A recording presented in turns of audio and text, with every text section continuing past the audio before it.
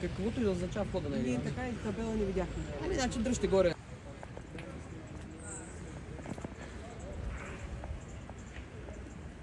Можем да потвърдим за трите жертви съболезнования към близките и роднините на хората, които загубиха живота си при това природно бедствие, което, както видяхте, от планината се е свлякла и земна маса, и дървесна маса, всичко е отишло на плажа.